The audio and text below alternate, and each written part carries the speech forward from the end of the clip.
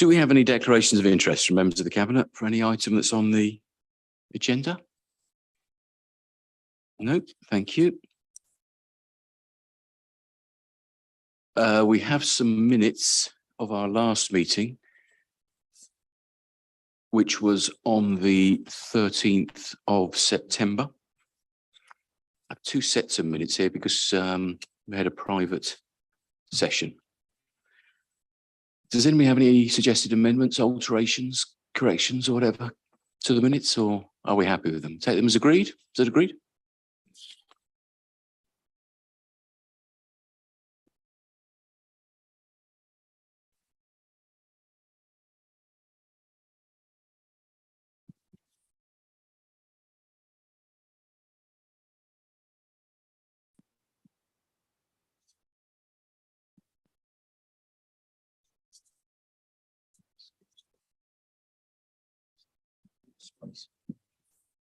Jolly good, thank you. I have no particular announcements this evening. We have nothing to receive from overview and scrutiny, so we'll go straight to our first report, which is with Adam. This is amendments to the Articles of Association. In a moment, we'll ask Adam to introduce the report, but first we have three speakers registered in the following order. I have Councillor Purser, Councillor Randall, and then Councillor Harris. So, Bob, over to you.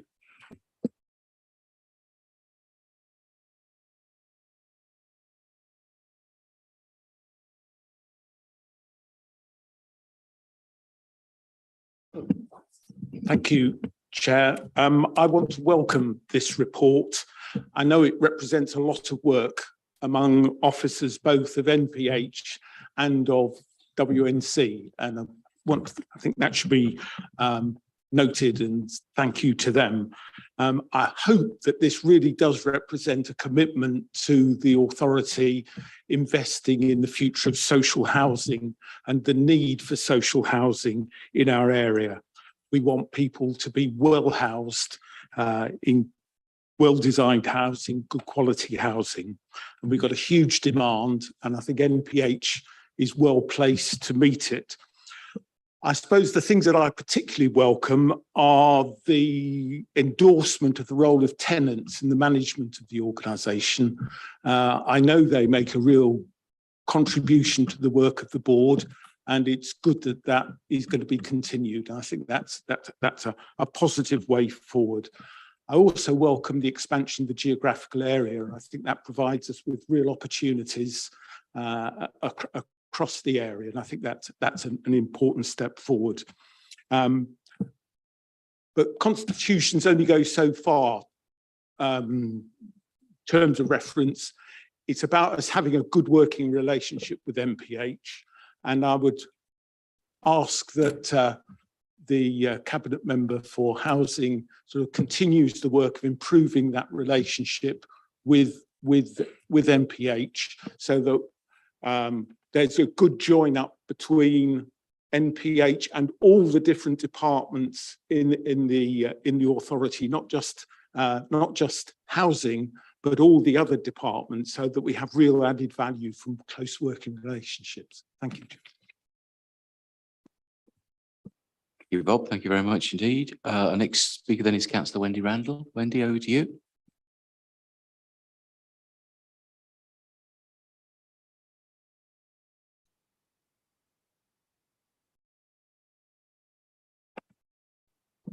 Thank you, Chair. Mine's a very quick question, really. Now that we are West Northamptonshire, will it be Northampton Partnership Homes that will be rolling out into the other two areas? So if they're new builds, will it be in partnership with Northampton Partnership Homes rather than other organisations? Okay, thank you. Good question. I know that Adam will be able to cover that. And then finally, Jonathan, Councillor Harris. Evening, councillors. I also would like to echo welcome of this report. I was actually just listening to the radio on the way down here, listening to the continued challenges of social housing, and particularly with private developers not fulfilling their commitments and promises. So I hope that this can be a means to progress and deliver on a wider basis across the area. My question really is just a simple point of clarification. It refers in the articles of a name change to Northamptonshire Partnership Homes, and it talks about the covering of the West Northants area. I just wanted to clarify, is it just the West Northants area or is it wider? And just wondered why it wasn't there for West Northamptonshire Partnership Homes. That's all really simple clarification. Thank you. Great, thank you very much, Jonathan. Adam, I'll hand over to you to introduce the report and perhaps cover some of those points raised. Thank you, Chairman. And this report reflects a long period of work between both officers at West Northamptonshire Council and senior parties at Northampton Partnership Homes, or the organisation that will soon be Northamptonshire Partnership Homes. Work's been conducted in a very positive spirit and with great excitement about what the future may hold for both parties involved. The name change that's been touched upon already, in fact, reflects the legal status that has existed since vesting day upon the change of the councils that we underwent in Northamptonshire. Northampton Partnership Homes assumed the right to be the social housing landlord across the new district that was formed within West Northamptonshire. So to answer Councillor Harris's question, is it wider than West Northamptonshire? No, but to retain the brand identity of NPH, we made the very simple change from Northampton to Northamptonshire. Councillor Randall asked whether MPH will be rolling out into the other two areas. There isn't anything in the pipeline as yet that confirms that they will do so, but the option is on the table. If we see projects that are financially viable and are preferable to other options that come our way, then we're able to deliver in that fashion. But we have a wide range of very good partners in the housing association world, our registered providers. They continue to provide fantastic homes to people in the Old South Northampton, Daventry areas, and we're committed to continuing to work with them in order to deliver the social housing that we need. I'd like to thank Councillor Purser for his positive comments. He touched upon the working relationship, and actually the reason that we have the paper before us tonight is that we want to carry on building the very constructive and very positive working relationship that's started to flourish under the new council. And that's in large part, that hard work was started by the gentleman to my left, who fulfilled the role of the executive director overseeing housing in the very early days, and it's been continued in fantastically positive fashion by Jane Carr sitting in front of me. They both worked extremely hard to construct a positive relationship with MPH. I have a very good working relationship with the chief executive there and the chairman of their board, and long may that continue. We keep a close eye, rightly so, on the finances of the HRA. That's the responsible thing to do, and we'll work very hard to ensure that every project that comes forward is financially viable, but most importantly that it serves the needs of both existing tenants and those on the housing waiting list. So this is just the first step towards that, but it's a positive step, and I hope that Cabinet will welcome the report and accept the recommendations. Thank you, Adam. Actually, I'd echo your thanks both to Stuart and Jane for the tremendous work that they've done. Northamptonshire Partnership Homes are now an important part of the West Northants family, and the relationship is good. And thanks also go to the new chair, relatively new chair, Andrew Woods, who we're working with very closely. Tremendous enthusiasm from him, and of course to Mike Kay and all of the officer team who continue to do great things. This brings opportunity as well as working with the housing associations, Futures, Grand Union, others. It enables us to do more should we choose to, given the challenges around housing. Any other comments at all from members of the Cabinet on this item? No, in which case I just draw your attention to the recommendations, which are at section 3 as always. Can I just ask you to confirm your agreement to the recommendations, please? Thank you. And I should add that actually Adam, myself and colleagues will be joining MPH for their AGM on Friday and celebrating, thanking them for all that they're doing. Move on then, if we may, to a report which will be presented by Fiona, which is the proposal to extend the age range at Parkland's maintained nursery school. On this item, we don't have any speakers, Fiona, so it's straight over to you. As the chairman has said, it's to increase the age range of Parkland's maintained nursery school from 3 to 4 to 2 to 4 years old. This is due to the fact that Parkland's preschool is going to close shortly. This will mean a loss of places for 2 to 3 year olds. The Parkland maintained nursery school, which is located on the same site, can accommodate this. And they're much needed places. I'm sure everybody will agree that we need really good childcare for those families where both adults have to work, which is most families these days. And where we can, I think we should support good childcare for these young children. So they are much needed places, but has to follow a statutory consultation process. The consultation has taken place. The council consultation didn't receive any responses, even though we publicised it, but there was 22 to 24 responses from Parkland's consultation. All were in full support. Educationally, this is a positive mood. All provision under the leadership of a qualified senior teacher and seamless transition then into the primary school later. This is a low risk financially to the council, as all provision is funded by the DSG or parental contributions. So if agreed, the transfer will take place on the 31st of October. So I can't see a reason why anybody would not agree. So I hope that you will all be in favour. Thank you. As we do, we've discussed this in advance. I don't think we have any objections. Does anybody want to make any comments at this point on this proposal?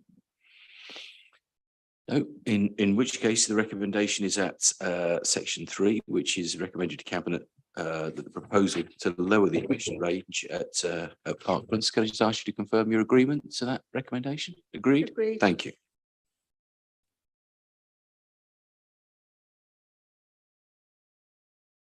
That takes us on to item 8, which is with me. It's the Local Government and Social Care Ombudsman Annual Review. 3 speakers, Councillor Randall, Councillor Roberts and Councillor Harris. So Wendy, over to you.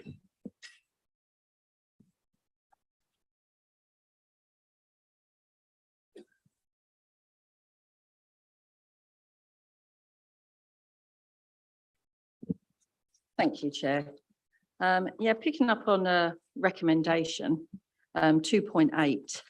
I was quite surprised to see that in as a recommendation to mutually agree the remedy at an early stage. I would have thought that naturally you always try to remedy something at an early stage so it doesn't escalate. So I just thought that was quite strange for that to be in there. And all of the complaints seem to be in adult or children services. And, you know, just reading page 58, they just seem to be reoccurring theme. You know, EHC process is lengthy. And I just wondered, you know, is this because of lack of staff to carry out these EHCPs? And if so, how are we going to shorten that time? Thank you. Thank you very much indeed. Councillor Roberts, Emma.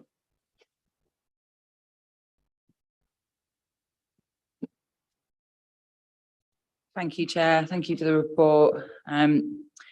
It's obviously, it will be to you worrying to note that over half of the complaint queries had not been responded to with the Ombudsman.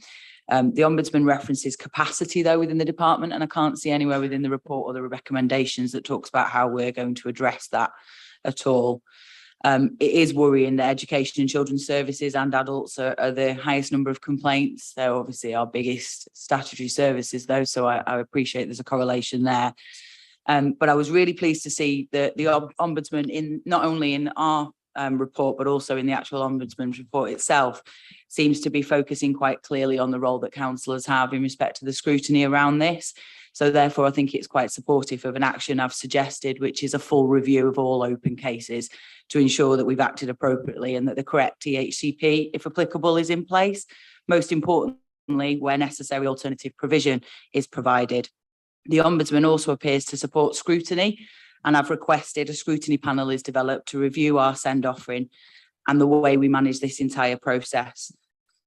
I'm also a little bit concerned about the number of complaints that may not be logged as part of this process. A number of complaints will perhaps come through councillors. And when I say it's a complaint, a resident will come to us, we will address an issue, but it won't necessarily be logged as a formal complaint. I think the same will apply to carer groups or other organisations that perhaps pick up an issue on behalf of a group of or an individual, and that's not logged. And I think that potentially masks some of the complaints that we are actually seeing around this service.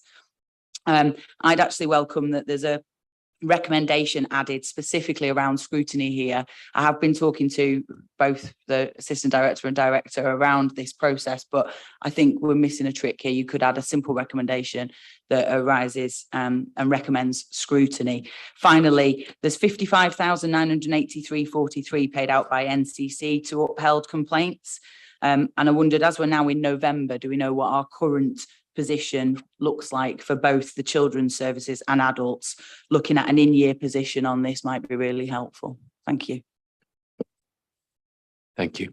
Thank you very much indeed. Emma, finally on this one, Jonathan.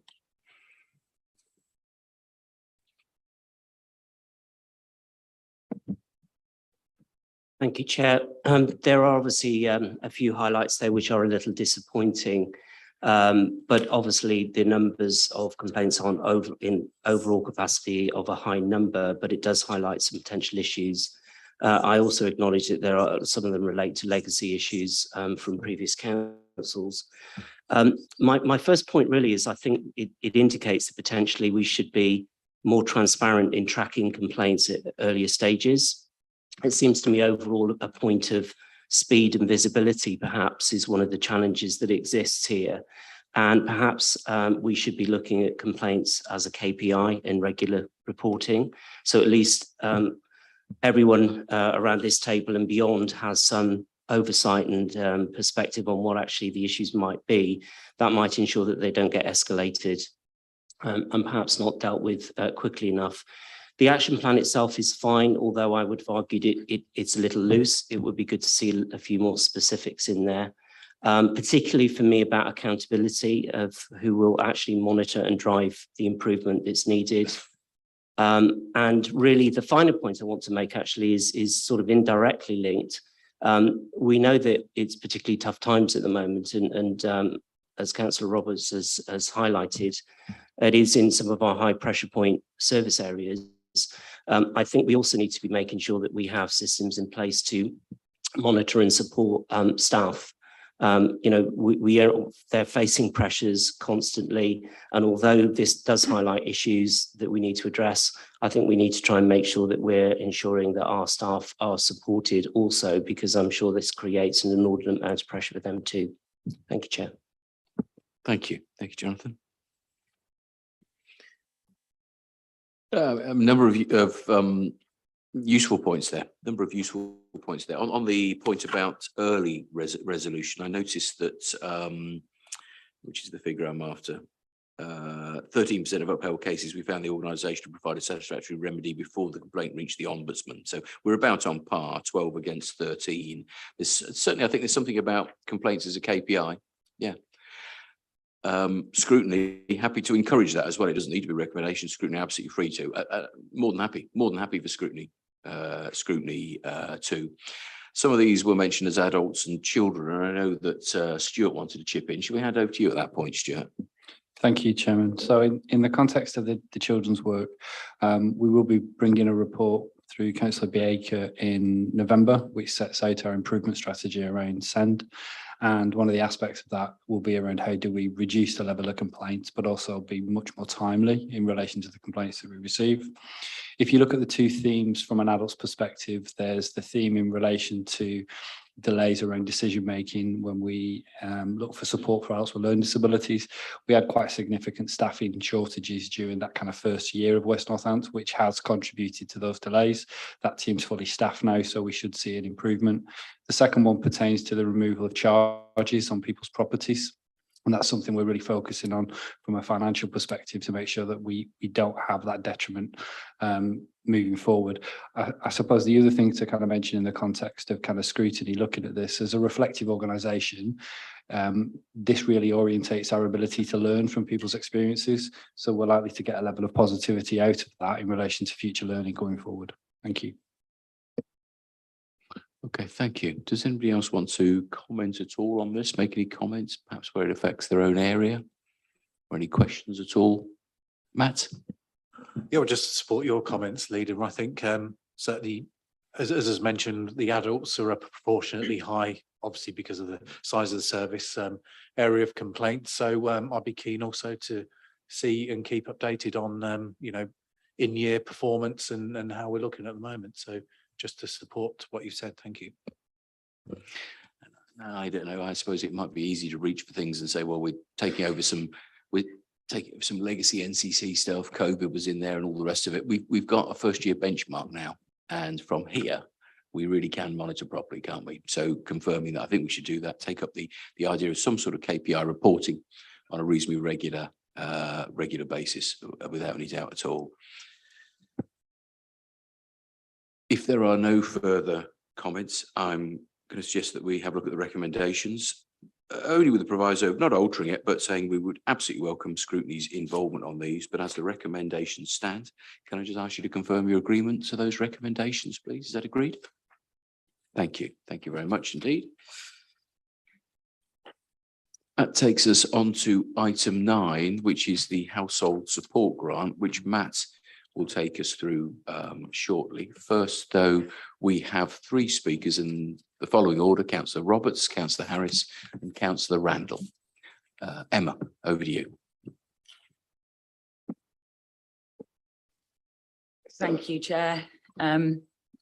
So first things first, and I've already said this in our anti-poverty working group meeting earlier on, and also privately to the director. I'm disappointed that the anti-poverty strategy oversight group didn't see this report beforehand. I made the request for that to happen. Unfortunately, the document had been published before it could be shared with them, but it'd have been great if we could have had an opportunity to review it before this morning when we had our meeting. I think in this morning's meeting, there were a number of points that were raised by all around the table that could have potentially factored into this report and could have helped with this commentary. The word anti-poverty strategy only appears, I think, twice in the document. And what I don't want to happen is that that group becomes a place where we almost wash a process against it. We've got to run it through it, not brush it and touch it. I don't think that's an intention. I think timings have done this, by the way. I want to make that clear. I don't think anybody's purposely done that at the moment, but we run a risk of that happening if we're not careful. Couple of questions. First one is there's a slice being given for food vouchers and food banks. The numbers in that paragraph in the table don't add up. The 650k apportioned across 2,000 people doesn't equate to the figure that's suggested per food bank, nor does it equate to the figure that's suggested per individual. So the report's got to be amended to deal with that. The figure doesn't work. There's a cut-off for January 2023 for redistribution of funds mentioned in the report. 5.5 is the relevant paragraph for ease. I think it's going to be linked to the MI reporting dates that are required, but it isn't clear that that's the case in the report. And I think that's really crucial. And I think the report should be reflected to deal with that. And we did discuss it this morning. I think Councillor Gold will probably have something to say on that point. I'm really worried as well, as I'm sure many of us are, that come April 23, help's just going to stop. And I think we need to start off the back of this looking at what our future support packages look like. Lots of people on the school meals programme will be reliant on this now. And actually, I think one of our biggest challenges for the authority is reliance on these funds and the sums of money that have come forward. And we need to address that. There's at 7.11 of the report, there's a temporary team being recruited to deal with this process, but it doesn't say if it's existing staff, whether it's redeployment of staff or recruitment, and if it's new recruitment, how long will we have to recruit? How will we do that in time? All of those things that I'm sure Sarah and the Councillor Hallam will be going, like, what does that mean? And given that if it is existing staff, given that they were likely to become from a statutory service either offering already advice and support in a particular area, what does that do to the provision of that service? And how does that impact? And how much is that actually costing us? Because that's not detailed in the document as well. And how will we ensure that their services are managed and KPIs are there? You know, we're getting money from the government to support people we need that money. People need that support. We also need a long-term funding review and longevity. That's not your fault. I'm not going to blame you and sit here mission statement in about that. The situation isn't good at the moment. There's question over uprating in benefits, and that's a massive issue that we've got to address. I'm hoping that Councillor Golby will be talking to colleagues about campaigning the government for maintaining that appropriate uplift. But right now, thank you for the report. I appreciate there's a lot of work gone into it, but there's a lot of unanswered questions that arise out of it as well. Thank you. Okay. Thank you, Emma. You raised some good points. Jonathan.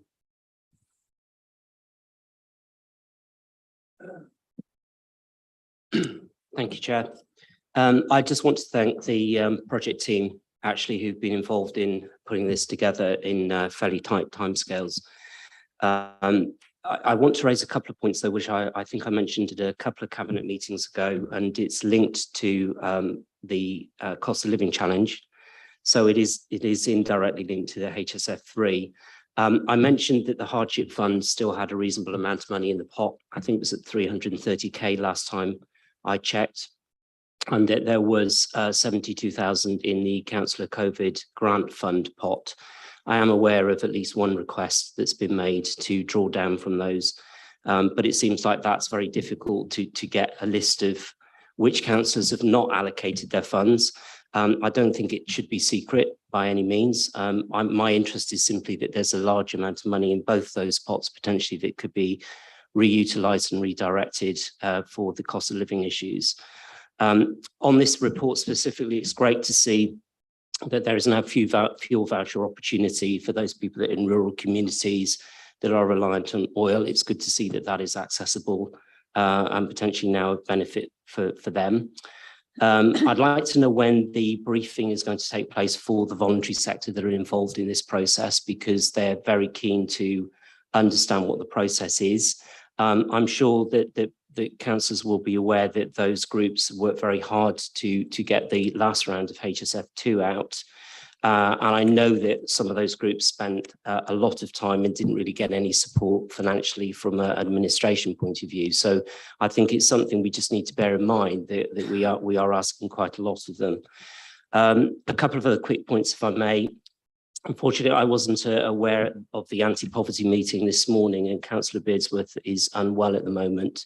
But I have spoken with Stuart and asked that I'm included that in the future to make sure that we do have representation, and look forward also to making sure that we take a broader view as a council. And from my conversation with Stuart earlier on, I'm encouraged that we are going to look wider around this issue.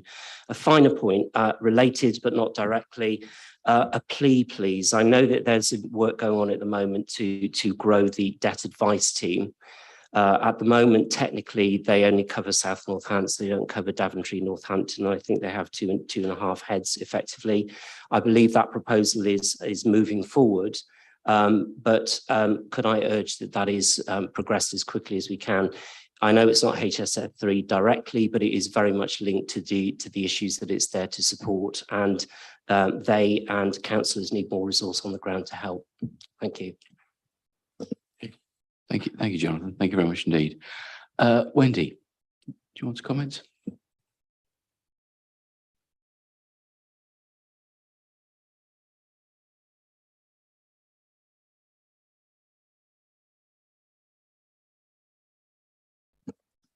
Thank you, Chair. I think we're all very worried about the situation so many people are facing at the moment. It's taking a huge amount of time and effort from a lot of these voluntary organisations to, distribute these funds. I've spoken to quite a few of them, and they're up at all hours of the morning trying to put everything down that they need to and fill out all these drafts and forms, and it's detracting them from their main role. Would they do it again? Yes, they would, because they know that these people are in desperate need and they won't get, this help otherwise. Got concerns last time of pensioners having to find a post office. It just seems cruel.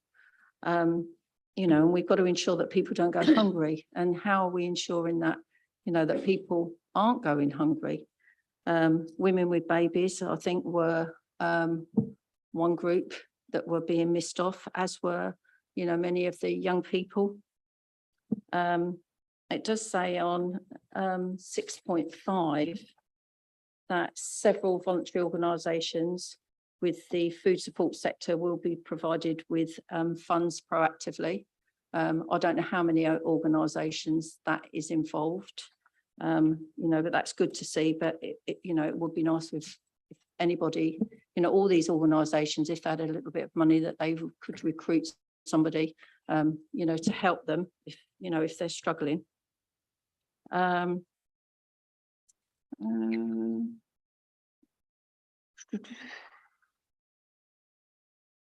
lost where I am now. Right, okay, I've lost myself, so thank you. So thank you for those points. Thank you to all our speakers on that one. Quite a lot of points there to work through. Matt, have you got a few that you want to pick off initially? I'm sure Stuart might add to a few as well. Should we start with you? Yeah, thanks, Leader. Well, I'll run through the papers I plan to do and then try and address some of those as we go, and maybe Stuart can pick them up. So this is the Household Support Fund 3, following obviously Household Support for 1 and 2. And the time frame for this fund is the 1st of October to 31st of March next year. And our allocation is 2.6 million, which is similar to what we've had previously. There's usually criteria that comes with this, and this isn't any different, albeit the criteria is slightly different, and it talks about reaching residents that are in work and receiving a low wage. So each time the criteria does change slightly. I think the first 2 rounds we've done as good a job as we possibly could have done in terms of getting that money out to the different groups in line with the criteria set by the DWP, acknowledging the points that, you know, this money probably isn't enough to deal with everybody that's out there that's facing hardship at the moment, but we've got to do our best with what we've got to do it with, and this next round is no different. One of the things I really want to do off the back of the meeting today, which I think was very good, and yes, Emma was talking about timing. It is difficult with timing, but I think the priority for us, and I'm sure everybody would agree, is making sure we're starting to put the mechanism and infrastructure in place to get the money out. And the timing was unfortunate, but I think we had a good rounded discussion this morning, and some of the points made were very good, and hopefully we can, you know, incorporate them and take them forward. One of the things I really do want to do is thank those voluntary groups and the food banks. You know, some of the partners were on the call this morning for the work they have done, and I get and understand the admin bit that was talked about and the pressure that has put on. And I'm sure Stuart and I can go away and talk about how we can maybe further support some of these groups as they continue to be involved moving forward. The issue around the numbers and the figures was talked about again. Emma just raised that now, and Stuart did say that we'll try and get some clarity around that. And we also did talk about the fact that we need to look at this in more of a long-term way. And there's the 3 points of our anti-poverty strategy is: 1, trying to help people in poverty now; 2 is try and do what we can to prevent people falling in poverty; and 3rd was how we can look to influence government. And I did say I'd raise it with cabinet colleagues, and I've done that already, about myself, right, or with the leader, writing to our MP to highlight the fact that yes, of course we welcome this money, but we'd like a bit more of a long-term view. You know, can we try and sort of lobby to do anything about that? And also the points that were made this morning around benefits as well. I heard and understand that, whether there's a better way of you know, trying to support people, because it does feel that we get this criteria, we get the funds quite late in the day, especially when we're talking about things like school holidays, and you know, perhaps there is a better way of doing it. But you know, we're dealing with what we've got to deal with it now. And I think, you know, off the back of the lessons that we've learned, and that is acknowledged in the consultation piece of the report, that, you know, there has been conversations with the voluntary sector groups and partners that have helped us support and administer this. We are learning as we go along, and we're doing the best job we possibly can. So I'm happy, Chair. There are some other points. The public health team have been supporting this, and I'm sure as we move forward, they're going to be the permanent people that will be dealing with this. briefing with the voluntary sector. I'll have to check when that is through Stuart, the debt advice. You know, Jonathan, if you can get on the next call, there's a huge amount of actions off the back of the anti-poverty work. There's 100, and I think there's actually more than 100 now. And a part of that is how we're looking to advise people. Wendy mentioned about the demand on the voluntary sector, and hopefully I'll address that. The organisations, I don't, you know, the point around it was cruel making pensioners go to the post office. I don't accept that point, and I did challenge whether we could have done that in a better way. But given the data and the issues at the time, that was the best way I think we could have dealt with how we needed to get that money through to pensioners previously. So I'm happy, Chair, that you know, to support the recommendations with the caveat we did talk this morning about reviewing the spend at the 31st of January and including some sort of consultation or review with the anti-poverty working group and some of the members on there to incorporate that point in the last point of the recommendations. But I'm happy to accept the recommendations, recommend this to Cabinet. Thank you. Thank you. Thank you, Matt. Stuart, you can add some comments? Just a couple. I think Matt's quite comprehensively covered quite a lot of things. So firstly, just to reiterate that apology that we didn't have an opportunity preemptively to get this through with the anti-poverty oversight group. If I'm really honest, that was around the timelines attached to this, and in our haste to want to get the school meal vouchers out before half term, we've ended up kind of pushing this through. In relation to the administration costs across both the council and the voluntary sector, we envisage that that's going to be around 130,000, which is below the threshold that's described within the 2.6 million allocation. In relation to the temporary team, that will be around us bringing additional staff in to either backfill existing staff or to support the application process, because we recognise that we have to have the ability to deliver these services in a timely manner. But other than that, thank you. Okay, thank you very much indeed. Anybody else have any? David, you want to chip in on this one? Yeah, just reference the COVID support fund, Council COVID support fund, that runs through to the end of the financial year. And we are giving assistance to those councillors who haven't spent it yet. With, for example, where there's failed bids for community funding grants, we would look to try and match those failed bids to councillors who haven't spent their money yet. So there's ongoing work. So, and if you can think of any, come forward, and we might match things up with suitable councillors' funds. Okay, thank you. Anybody else? Anybody else to comment on this at all? No. Okay, thank you. As Matt pointed out, the recommendations are at section 3. Can I just ask you to confirm your agreement to the recommendations? Is that agreed? Agreed. Go on then, images. Okay, go on. You can't approve the report, Chair, because the numbers are wrong. So the numbers in the final square of the table suggest that you'll be allocating £20,000 per food bank from the funding calculation. That's per food bank part of the Food Aid Alliance. There are around 40 food banks as part of the Food Aid Alliance. The numbers don't add up. So that's what I was saying initially. You needed to amend that before you do it. I'm just very conscious that the wrong message gets delivered there. So what I would suggest is that we put forward the recommendation to approve the 650k to be distributed to include the food banks, and I'll provide the clarity as to how many food banks will be included within that sum. Does that, and thank you for pursuing that, Emma. If what we're confirming particularly is the 650, there's no apparent change then required to the recommendations. Sorry, did you want to comment, Catherine?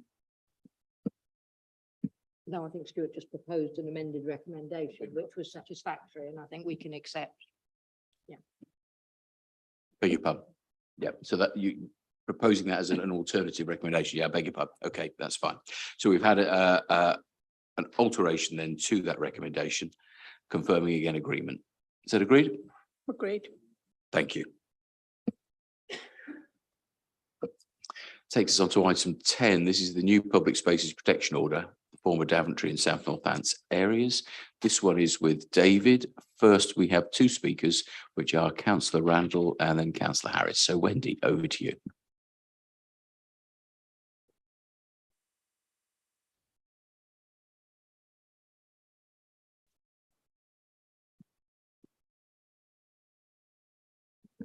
Yeah, thank you, Chair. A very lengthy document, and it's quite interesting if anybody's had the chance to read through those hundreds of pages. But the biggest concern is, it's all right having these public protection orders in place, but who is policing them? I know that I've heard the police often say that they haven't got the resources. So is that down to a council officer? Is it our wardens? Where are the wardens? Because there seems to be little pockets where there were issues. So I think Brackley come out quite strongly. And there's two in there that are quite similar. One, I think it's the first one about the means to pick up after your dog. And then further down, it says the means to carry something to pick your dog mess up with. So they were quite similar. At the end of the day, it's just clearing up after your dog. But it was quite interesting actually, because in the towns, in Daventry itself, people are very good at clearing up after themselves, but it seems to be more open spaces where there seems to be an issue. And I often see villages often have issues. So, I don't know what policing teams they've got where and when, but if you haven't got the resources, then it's almost like a pointless exercise. Thank you. Okay, thank you, Wendy. Jonathan. Thank you. This is an interesting one for me as I classify myself as a responsible 3-dog owner, but I completely echo the sentiment in the numerous comments from residents and the issues that they face regarding dog mess. It annoys and frustrates me hugely as well. I echo the comments made earlier on by Councillor Randall. My concern is about the enforcement issue. It's like the proverbial yellow lines in many villages. They sit there and they actually do nothing because there's no enforcement mechanism behind it. So that's the bit that concerns me. And the report doesn't really talk about what that looks like, whether there's extra wardens, what the cost of that might be. And I guess for me, there's a balance here also. I think the report talks about a third of the population now are dog owners or something of that notion. It's a large group of people, and I think there is a risk also of getting the balance maybe out of kilter a little bit. I think it's important that dog owners aren't stigmatized also. Actually, it's for people who have dogs, they have them often for a reason. So I think although I agree with the sentiment, and I think it's important that we recognise this problem and we do something about this problem, my concern is really about the whole issue of enforcement and what that looks like. And don't misinterpret that, there's no excuse for the issue. It's really just about making sure that it's a practical, balanced approach to dealing with it. Thank you. Thank you, Jonathan. David, over to you. Yeah, thank you for those the comments. I think it's fair to say this consultation has been amazing in the number of responses, and that in itself is enough evidence for us to start putting wardens that we actually have in Northampton, and now they're West Northamptonshire wardens.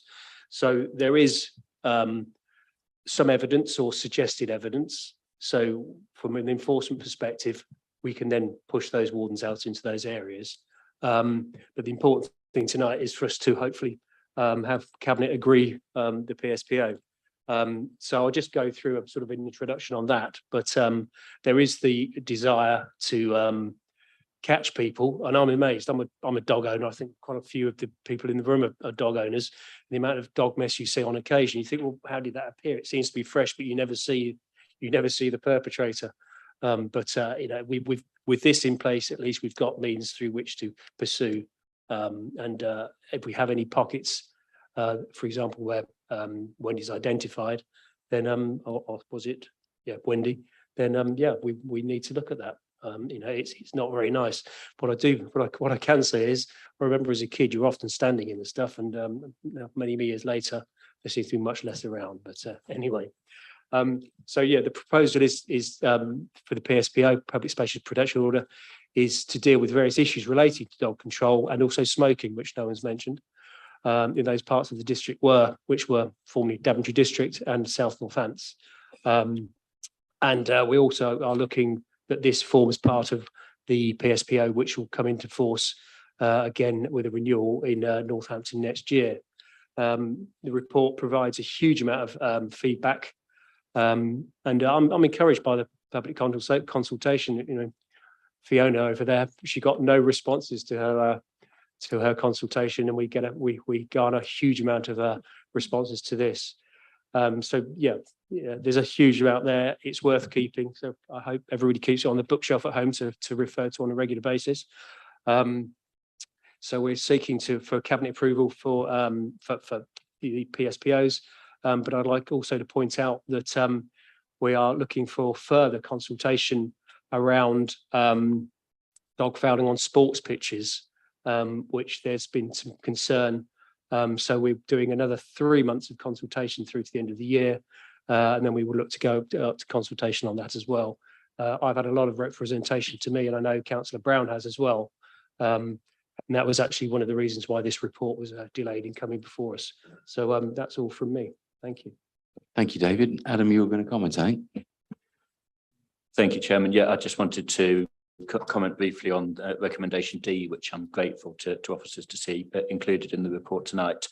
I have been lobbied extensively by sports clubs in my ward for some protections for marked sports pitches, which are quite often fouled when they're out of use. And of course, the recommendations before us tonight only provide limited protections whilst they are in use, which of course is only the equivalent of 80 or 90 minutes every other week or so.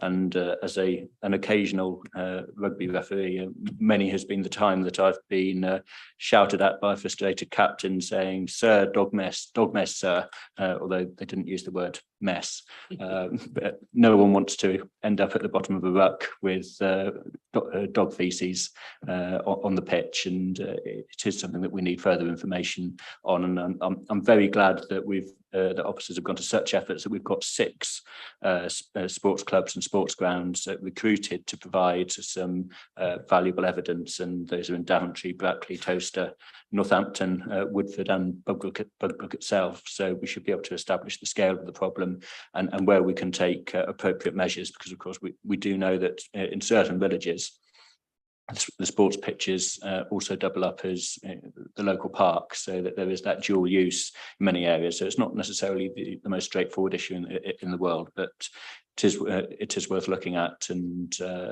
as I say, no one wants their young lad or their young girl to be playing football or rugby and to end up face down in a pile of something disgusting. Thank you, Adam. Yeah, and I think also this enforcement thing is interesting, isn't it? Most people do the right thing. So those that are normally responsible, hopefully this will encourage them to always be responsible. Those who have not tended to be responsible, maybe they'll start doing it too. It does mean if you're in a park or recreation ground in a village, you can say to somebody, "Look, I'm afraid the regulations are you shouldn't do that. Can I lend you one of my plastic bags?" You know, I think it encourages better behaviour, even if we can't be there to enforce all the time or watch all the time. We're going to comment on that, David, or yeah. Yeah, only in as much as we are going to have a targeted enforcement off the back of this, and signage and education, so comms. I mean, I can't believe that we need to actually remind people to clear up behind their dogs, but clearly we do. So that's something we will do. Thank you. If there's no further comments, don't think there are. Draw your attention to the recommendations as you're at section 3. Can I just ask you to confirm your agreement to those recommendations? Is that agreed? Agreed. Thank you very much. That takes us to item 11. This one's with Malcolm. It's the procurement of election stationery. We have just one speaker actually, which is Councillor Wendy Randall. Wendy, over to you. You're happy not to comment? No, okay. Malcolm, straight to you. Yeah, fine, thank you, Chair. Well, I'm doing this on behalf of Mike Hallam, Councillor Hallam, as he's working abroad at the moment. This is quite an interesting one. It's not quite as straightforward as it would have immediately appear. The current contract runs out at the end of April next year, and then we're looking to procure for a 4-year period. And whilst you think, well, that should be straightforward enough, it isn't at all, because apparently around the country there have been quite a number of errors in this in the supply of this and of course that's pretty disastrous when that happens. And so the concentration will be on getting the right supplier that can actually deliver this on time and to the right quality. So you expect to do that every time, but this is rather more important than this particular thing.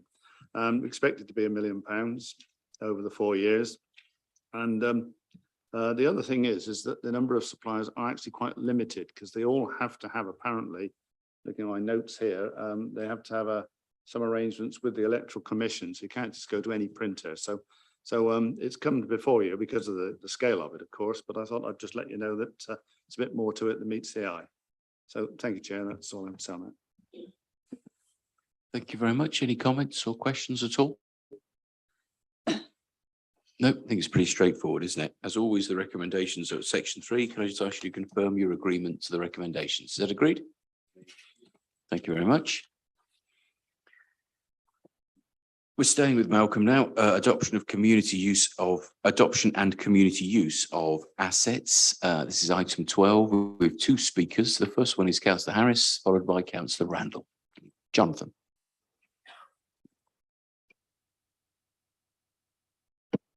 Thank you, Chair. Mine's a fairly straightforward one, actually. The paper talks about potentially encouraging parishes to adopt the policy or a similar policy.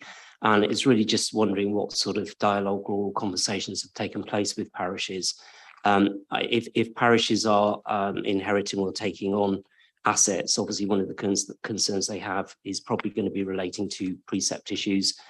In some of my smaller parishes, their total precept is not a huge amount of money, and even replacement bins, for instance, could be a rather large percentage. So it's really, the question is about whether or not they've been engaged in the consultation process or not at this stage. Thank you. Thank you, Jonathan. Wendy, Councillor Randall.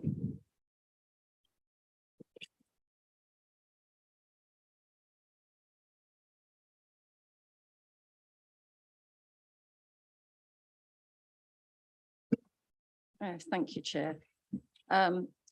Yeah, mine echoes actually what Councillor Harris has said.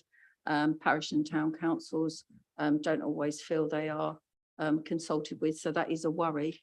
So I wanted to know how we are involving those. Prevention is key. So before the adoption or disposal of assets, we need to know what is happening in each area and what needs to be happening. For example, we need to know family hubs, what buildings are going to be used, what organisations are going to come in to deliver services. The same with youth, where are they going to be? The voluntary sector is facing a crisis, got escalating costs, means many organisations cannot afford the essentials of offices and storage. We have many underused or unused buildings that we're already keeping warm, and then we're looking at security. How can we strengthen, those relationships? Yes, that's all really. It's just, just getting everybody together around the table and, just strengthening those really. Thank you, Chair. Okay, thank you, Wendy. Malcolm. Yeah, thanks, Wendy. Thanks, Jonathan. Well, it's quite interesting because was put to the cabinet to discuss it, and a very similar reaction was came from that. And what this paper actually says is this is effectively an Aunt Sally. And if you read it closely, you'll see what it's looking to do is to consult and take that consultation further. And I think that one of the cabinet conclusions was, well, we should know, you know, what are we talking about? What assets have we got? And let's just see what's there. And I completely agree with the consultation with the parishes. I mean, I'm a parish councillor, and it's very irritating when something happens you don't know about. So I appreciate that. Small parish. So I will take that away and make sure that Simon, who wrote this, effectively is aware of that. I'm pretty sure he will be. He's a pretty good guy. But I think that's the main thing that comes at it. But this is a consultation, is asking for agreement to continue consultation. That's what this paper says. And so my advice and plea to everybody is get involved where you think it's appropriate. Thank you, Chair. Thank you, Malcolm. Phil, you were going to comment, I think. Can I just submit my 2 pence right now? Because I did read, find it again, paragraph 8.9, and the point's all the way down there. Please, please, please, can we put it into plain English? I mean, Sir Humphrey would be proud of whoever wrote that. It is just incomprehensible. I like the principle behind it because it's squeezing out management companies and putting community more in charge. I think it's absolutely great, the meaning that's in there, but it is absolutely, I'm afraid, totally and utterly government speak, which we shouldn't be adopting. Yeah. So great idea if you can understand it. Okay, well, there's the first bit of consultation. Adam, you're going to come in too. Thank you, Chairman.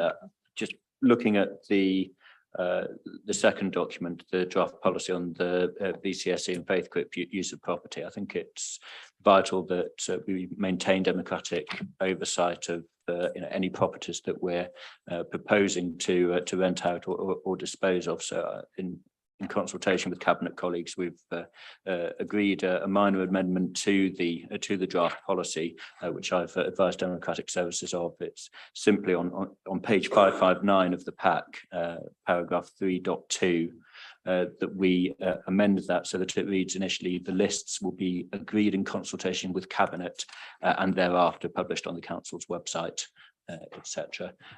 It's some local knowledge and some input from members, possible wider consultation with local ward members on the sites being put forward so that we avoid the pitfalls of the local politics around certain sites is absolutely vital. What I don't want to see is an unintended consequence that we put out for a lease or a sale, a cherished bit of community land that we later feel massive community objections over. So that's the reason for that recommended amendment, whilst fully taking into account Councillor Longley's Councillor Longley's advice that this is subject to further consultation, but we are also proposing to adopt the draft policy, and I don't want to see any damage done whilst the consultation is ongoing. Okay, Adam, thank you. I think I felt entirely comfortable with the wording there. Anybody else can speak. You provided that wording, have you, to perhaps Catherine in support? Yeah, great. Okay, so it sounded fine to me. Do we have any other comments at all on this one, David? You can chip in. Just to make members aware that there's a separate piece of work being done by NCALC, working with the parish councils on an asset mapping project. So I would say all the parish councils across the West, they will know what they would like. But there's, as I say, there's this project has been going on for quite some time, and I'm sure any of our parish councils can go back to Danny at NCALC at any time. That was it, really. Jolly good. Thank you. Any other questions or comments on this one? No? Okay. Again, the recommendations as always are at section 3. Can you just confirm your agreement to those recommendations? Agreed? Great. Thank you.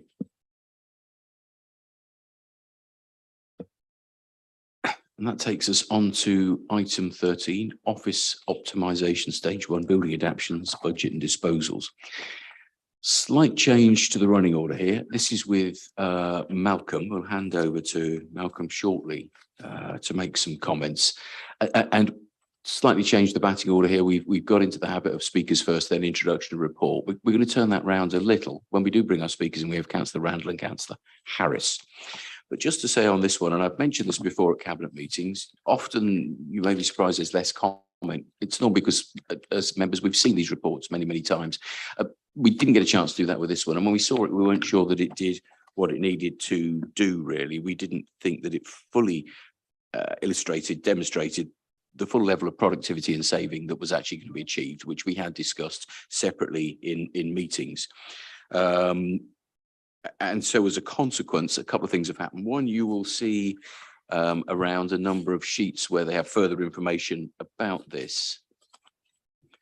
So all members present should have an information sheet which illustrates far more clearly the savings. This is an important productivity, and actually the savings are going to be very, very significant.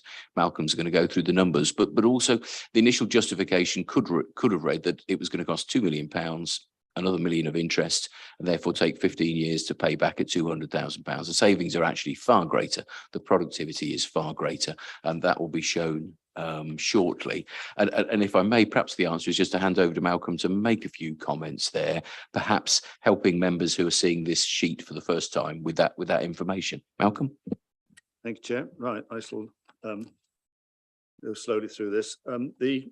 The important point to think about this project is that it's the use of assets, and we're looking to have a situation whereby there's a productivity gain by better utilization of assets. And we're looking at this particular project. You've got to look at it to understand it properly in two ways. So I'll start with the first way, and that is if you look at this sheet here, which is the Lodge Road closure budget briefing note, the estimate for that portion of the project is £1 million to effectively upgrade the Abbey Centre.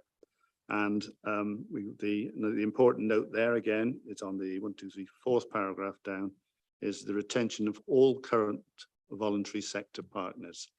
But when you come down to the numbers, which I will do for you, the first thing we have to look at is if you look at the top items there, 495 costs, income, and so on and so forth, then it rolls down to a figure of £306,000. So 306,239. Everybody got that okay? Well, that is the saving that we would make if we exit Lodge Road premises. We then move down to two options available to us. The one is, well, when you've got the building now, what can you do with it? And you can either lease it out or you can sell it, basically. If we were to lease it out, then the option one lease, there's the capital cost, there's the rental income, and if you take one from the other, you'll find the 306. Start with the 306, that's what we get anyway. Then the 348 is the income, the 147 is the cost, gives you about 200. 200 plus 300 is 500. That's where the 507 comes from. Are we comfortable with this? Right? Simple enough. So 507, if we lease it, is the total income we would get for £1 million investment if we did just that. The other alternative is to sell it. Now, there's an assumption that we've had a valuation on it, 4.5 million. Now, valuations are always debatable, and we've just made that assumption on that one. It could be less, could be more. Difficult property, so you know that's we're not really comfortable with being very precise on that, because you never know till you do it. In that case, you'd have a situation whereby the overall position would be just under 350. So the best option then becomes we close the Lodge Road and move them to the Abbey Centre, having spent £1 million on the Abbey Centre to bring it to a high standard, and once it's let, there's an income, there's a positive to the council of £500,000. If it's not let and it stays idle, there's a positive roughly 300,000. I mean, far more modest in the report, but that's how we see the situation. Then move on to the leisure centre. There's currently room in there. That's the other thing, by the way. Just to Lodge Road, we'll be talking to the staff on the layout and the detail of that early next week. And when that is, that then becomes public knowledge. And I really recommend everybody look at it. It's quite a slick layout in my opinion. And it makes very good use of that. Right, moving on to the leisure centre. This is a bit work in progress. We're not certain that we will do this. It depends very much on the outcome. And unless the numbers are very similar to that which you see on the previous page, then we'll debate it and decide what we do. And we'll be looking for some hopefully delegated authority to move forward if the numbers work. At the last cabinet meeting, we had a very interesting session that Ian McCord said that you're not doing enough productivity. And anybody that's listened to me do a budget, I bang on about it all the time, every single year. I always have done, always will do. And this is one of our better productivity programs. It's pretty clear, pretty straightforward, excellent return. It's my money, I would do it. And on top of this, you've got to bear in mind that we are moving the planning across to Toaster, and there will be another productivity gain, similar magnitude. And I'm going to turn over there to Rebecca to talk about the staff in a moment, just on as far as the planning is concerned. But that essentially, Chair, is the backdrop to this in financial terms. Anybody's got any questions, I'm pleased to take them. Fantastic. Thank you, Malcolm. Just then to recap, because this gives you a far better picture, which we didn't feel the original report did. So not a reduction in services, and by full use of the Abbey building, all those groups are retained. In fact, CAB and people like that, for example, I think get a bit more space than they had before. I could tell, and Bob, we looked at each other at a time, we're going through the numbers. It took me 2 or 3 goes to get this. There's 2 alternatives here. If we come out of the Abbey, if we come out of Lodge Road and we rent it out to somebody else, we're estimating a difference in the budget of £507,000 per year, a revenue shift, if you like, reduction in our costs and income from rent. So that's the 507,909 figure down there. If alternatively we come out of Lodge Road, we reduce our running costs, but if we sell it, we get £4.5 million estimated value, of course. And our saving is 343. So there are 2 savings. One is 343 that also gets a capital receipt of 4.5 million. The other doesn't get a capital receipt, but it gets a greater revenue improvement of 507. Do you see the 2? Have I got that correct, Mal? Yeah, something I have missed out. I should have very remiss of me. It just it seemed so obvious, but I'll say it anyway. If we move out of Lodge Road and we let it, we end up with 500k per annum. But of course, we still own the building. We still have the building. We're not sold. It's not shifting. So therefore, and that rent is likely over time to rise. So that's an excellent. The other side of things, if we sell it instead, we get the 350,000, then we also, don't forget, get 4.5 million in cash in the bank. Not a bad thing at all. So it's a bit more than just this paper. Lot here. Sorry, Chair, to interrupt you. No, I'm glad you did, Malcolm, because I think the report as originally written didn't make that case in quite such a strong way. Both are a significant saving of at least thick end of 350,000 a year. One brings a greater saving, but doesn't get the capital receipt. One brings 343,000 a year estimated, and a 4.5 million capital receipt. We wanted to run through that so that you had a clearer picture of what we didn't think was presented in the original report. I wonder now if we move to the 2 speakers we have on this. The first is Councillor Wendy Randall, then Councillor Jonathan Harris. Wendy, over to you.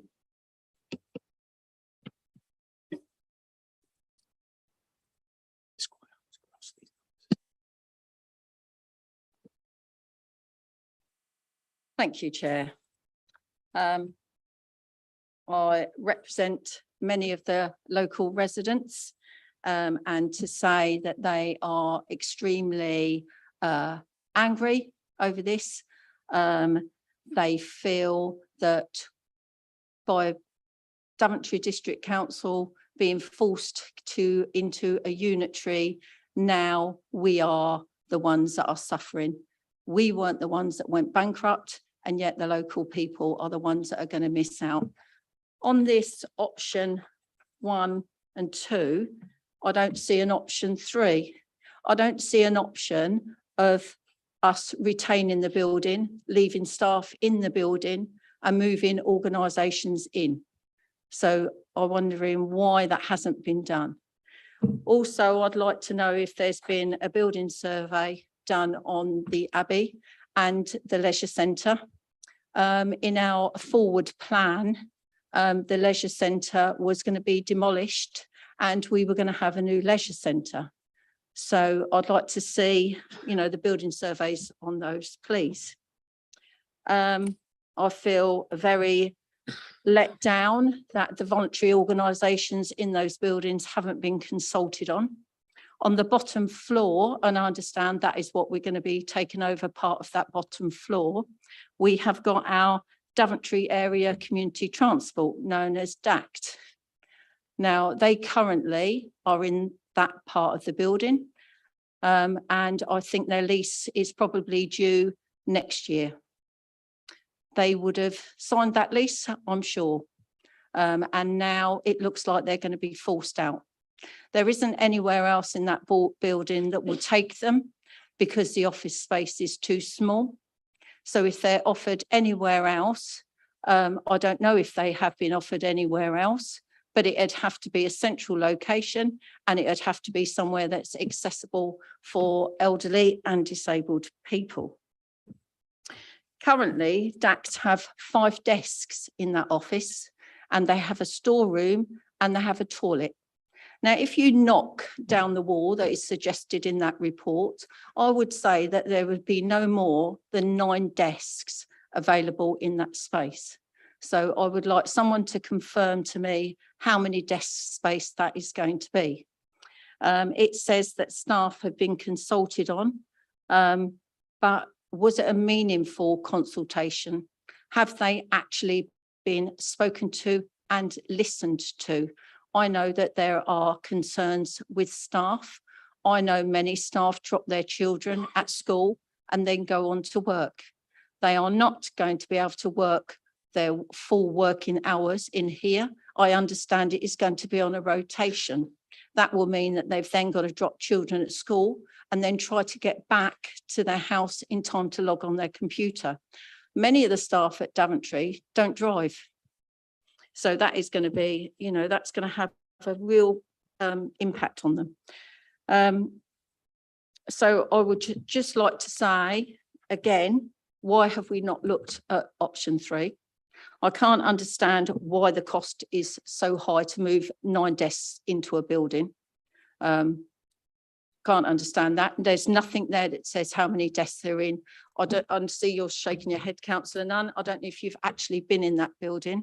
I think your time is well over, Councillor Randall. Right, okay. Well, I'm just expressing public feeling, very angry, very let down, like to see option 3. I have to say, I'm not sure you are. You talk about residents being angry, loss of services might cause them to be angry.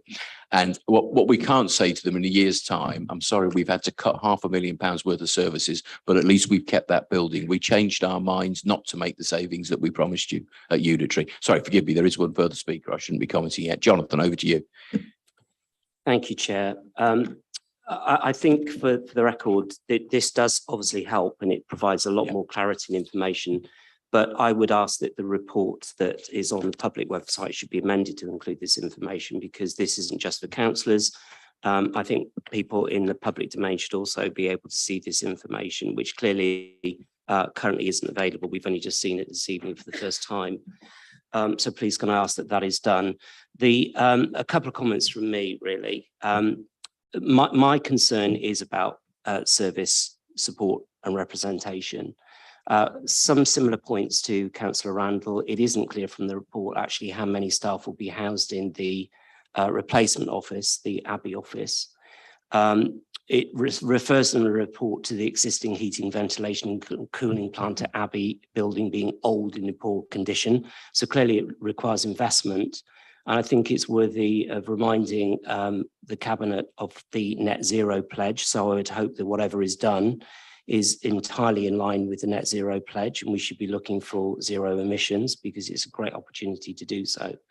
I'm also a little disappointed that I can't see any other options or suggestions mentioned.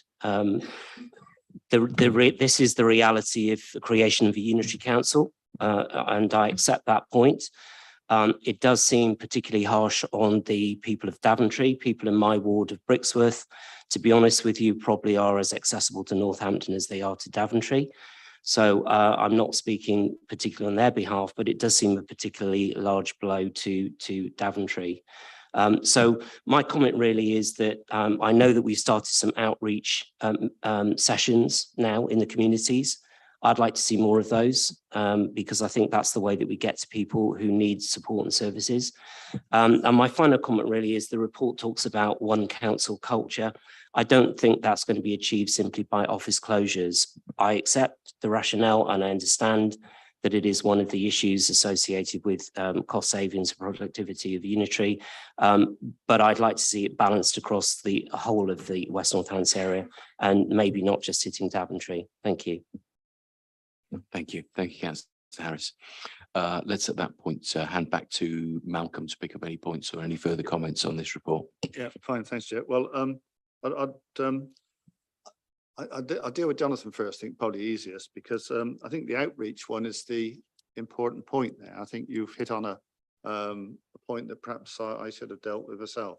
But that's the idea. The idea is to look to not be Daventry Central or Northampton Central, look to Brixworth, look to Brackley, places like that. The outreach is it. So that's a very important point, I think. Public info, well, it's pretty much now, isn't it? It's in the public, so no problem with that. These fine with these numbers. I think that what I would say, and then turning to Wendy, that to not be enforced out, everybody's been dealt with. And my recommendation is don't cry before you hurt. Have a look next week at the layout, have a look at the arrangement, and if you've got comments on that, we're very, very pleased to hear them.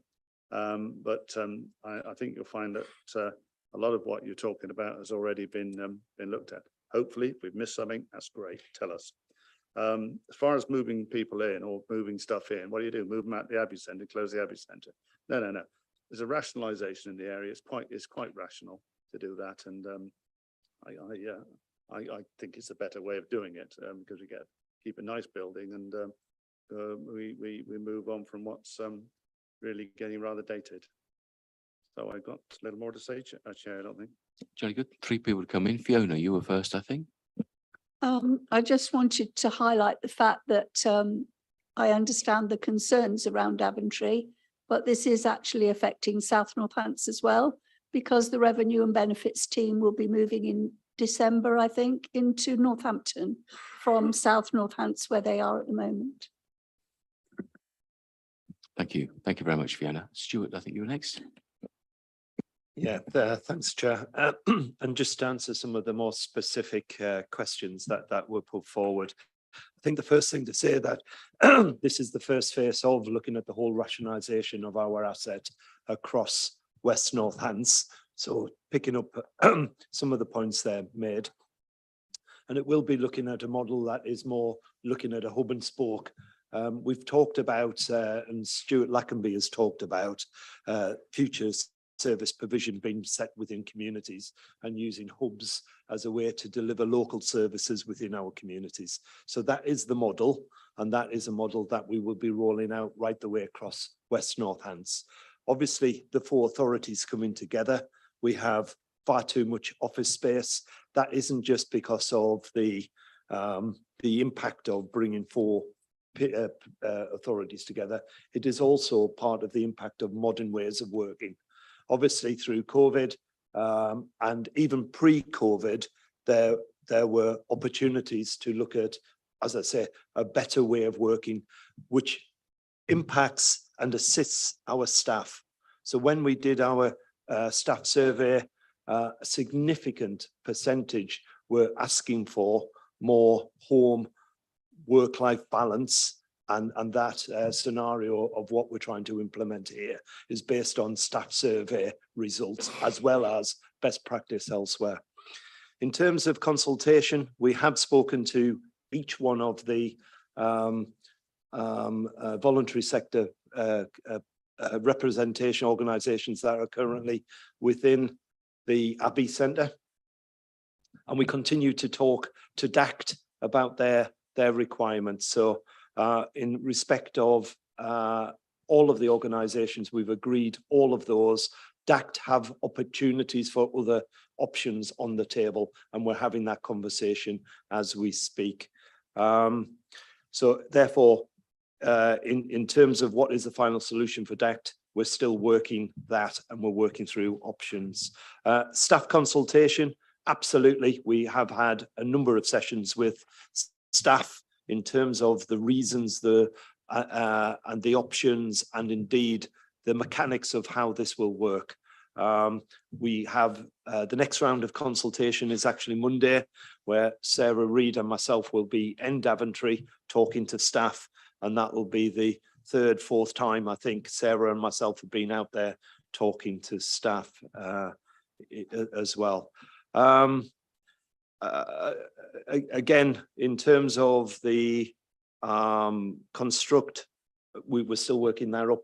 We're still moving that forward. The report has been amended significantly, and that is work in progress as we move forward. And in terms of Abby, I think we're there in terms of the costs and the understanding of that. As Malcolm has said, Leisure Centre, we're still somewhere away from that. So I'm sure I can answer some of those questions in terms of the construction in due course. I think that generally picks up the questions that were put forward, Chair. So happy to leave it there. Thank you. Stuart, Adam, you were going to comment? Yeah, thank you, Chairman. This is great. If you're an advocate for unitary as I was, then this is exactly why we came together and moved forward in the way that we have. This is a huge step forward in the productivity stakes, as Councillor Longley outlined. And we need to sit here and ask ourselves what the public really want from us. They want us to spend their money where it's absolutely necessary. They want a council that works in their interests, and they want us to make the most of what we've got. And that's exactly what this paper does. It's a rationalisation of buildings. It's making the most efficient use of those buildings that we have in Daventry, where we have 3 at least that I can think of. And it's also a change that means that West Northamptonshire Council will retain all the public-facing services that it needs in Daventry for the benefit of the public. And actually, it goes to the point that Councillor Harris raised about that one council culture, whereby when we carry out these changes, we bring teams together in strategic locations. All of those back office functions can come together to work as efficiently as possible as one team, looking over the whole geography. And as for local anger, I mean, we've got multiple representatives of Daventry wards sat around this cabinet table. I grew up in Weedon. People aren't angry. If you go onto social media and ask people to be angry, then you'll find exactly what you want. And that's Councillor Randall's modus operandi. She sits on Facebook, she asks people to be angry, and then she presents that as evidence at a meeting. And it's not a responsible way to operate. I don't think she's abiding by the Nolan principles, which she made great stock of at a council meeting. And Daventry isn't suffering. Daventry is being given exactly the services that it needs. But along with all of the other locations in West Northamptonshire, it will play its part in coming together to form an efficient unitary authority. And the bizarre call for an option 3 to retain Lodge Road, coming from the leader of the principal opposition, is quite frankly, Chairman, it's baffling. It is an active argument for a less efficient council.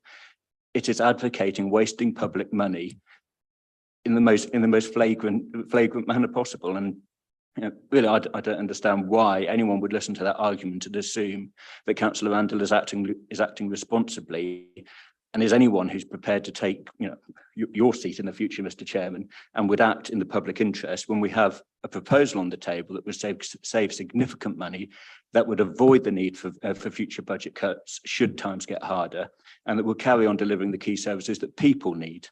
Yes, we need to look after our staff, and we will look after our staff. They'll be supported every step of the way.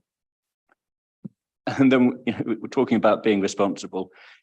We cannot sit down in public meetings and talk about the eviction of voluntary sector partners when verbally and in writing tonight we've been provided with guarantees that they will not be evicted. They've all been spoken with. They've all been given the reassurances that they need. They remain in the Abbey Centre if they're located there at the moment. We really, really need to act more responsibly before we stand up in public and present untruths. And I'll call for the leader of the opposition to act more responsibly in future, rather than setting hairs running and scaring people unnecessarily. That's what's happening. She's whipping up fear, whipping up anger, and it is not the right way to conduct politics. Thank you, Adam. Thank you for your comments. Does anybody else have any other comments on this item? Rebecca, I had a feeling you might want to chip in. And, yeah, over to you. Thank you. Obviously, planning is a large chunk of the staff are moving in here, and it is a key part of our transformation of our planning department. So that we're thinking not just as separate authorities, but as a cohesive whole. It will improve resilience of the planning department. It will improve productivity. The reasons for going ahead are so numerous and positive that to do so would be foolish. And of course, it gives us the opportunity to introduce new tech, particularly to the Daventry staff who have been struggling under a paper-based system, whereas the rest of the world is now digital. So it enables that transformation to take place. The staff who will be coming in here, I think Sarah could expand on the support that's been put in place, but they should not be out of pocket, is my understanding, as a result of any extra trips they have to make into the new base here at the forum. Thank you, Chair. Thank you. Thank you, Rebecca. Okay, that's great. We'll come to the recommendations in a second. Just to note, and this is absolutely right, and the point Councillor Harris raised, we've obviously significant change to what is available on the website and publicly because of the added documents. So a query particularly on that is how we reflect that. Do we add the advisory document with the numbers on there and draw people's attention to it? Is it as simple as that, Catherine? Yeah. Yeah, if we add it as a document, because the report has been published as is and we don't want to amend the report, but we'll just add it as an addendum to the report. Brilliant. Thank you. Thank you. So if we could provide that to Paul, then we can do that. Also a suggested amendment to a further recommendation, which reflects more the timescale and the urgency of making these savings as quickly as we can, which we think is a commitment that we owe people. It's wording that Adam and I came up with. I might suggest Adam reads it because a few crossings out and amendments. Because you can't read my writing, Mr. Chairman. No. We're going to add a recommendation which will be 3.1.4, which simply reads that Cabinet agree that the Lodge Road offices be vacated by 31st of March 2023 in order that the revenue savings and/or capital gains be achieved as quickly as possible thereafter. But if the monitoring officer prefers practicable, I'm happy with that. I know she's a fan of practicable things. I'm not sure if practicable is the right thing at all, but anyway, nevertheless, that's fine. And you've kindly provided that wording, I think, both to Catherine and to Paul. This is a phased approach. That is an end date by which we'd anticipate everybody being at the office. Some will be moving soon, but then planning department, as Rebecca says, is one of the first. So if I may, I draw your attention to the recommendations which are at section 3 and subject to the additional recommendation. Can I just, that Adam just read, can I ask you to confirm your agreement to the recommendations? Is that agreed? Great. Thank you very much indeed. Okay, that was item 13. Item 14 is urgent business. I've not been advised of any urgent business.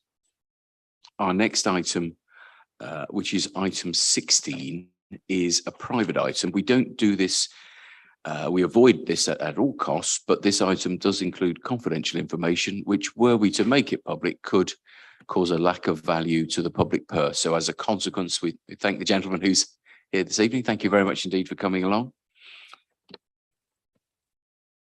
And we note that under section 100A of the Local Government Act 1972, the public be excluded from the meeting for the following items of business on the grounds that if the public were present, it would likely that exempt information under paragraph 3 of part 1 of schedule 12A to the Act would be disclosed to them. And I'll just confirm with Paul that we've